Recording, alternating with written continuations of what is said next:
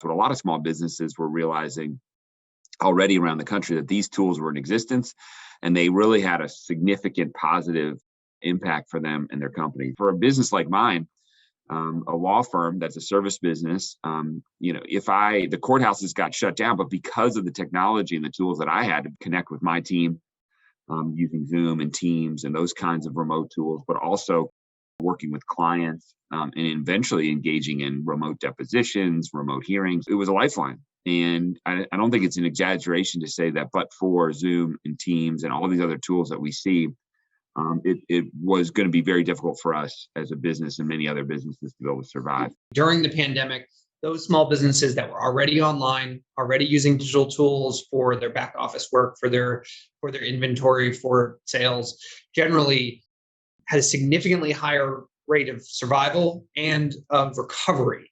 We call this the digital safety net.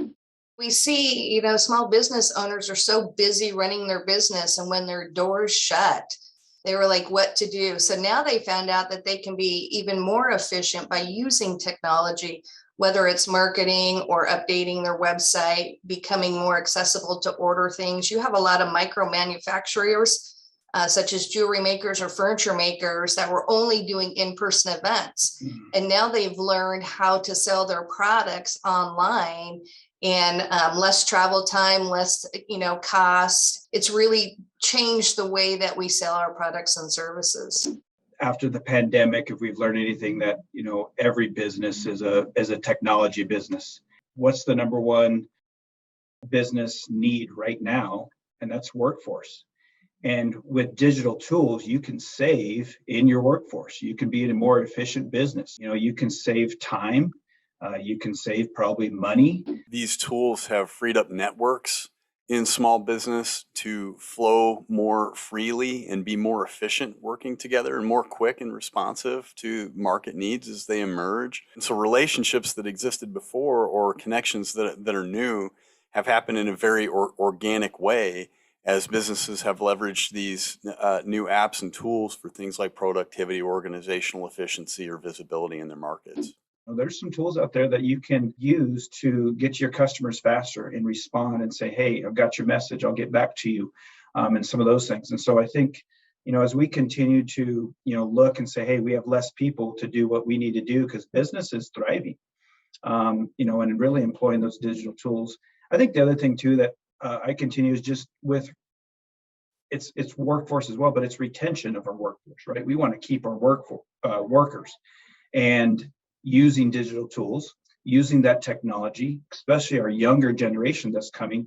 They are sharp, they are eager, they're willing to jump right in and engage and add value to that business, and they love digital tools.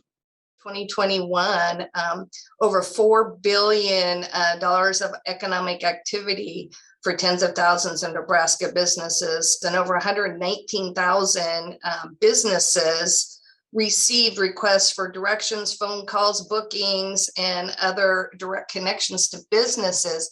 Now, if our businesses don't know how to capitalize on that, they have to go to organizations like Chambers of Commerce. We have relationships with Facebook and Google. They offer free 1-hour classes, how to maximize it. We are a brand experience agency. So we help companies think through the look of their organization, the website, logo, photography, interior design. I would say our agency really had tapped into digital tools before the pandemic. So we were already using Slack. We use Asana to manage our projects and make sure we're meeting deadlines.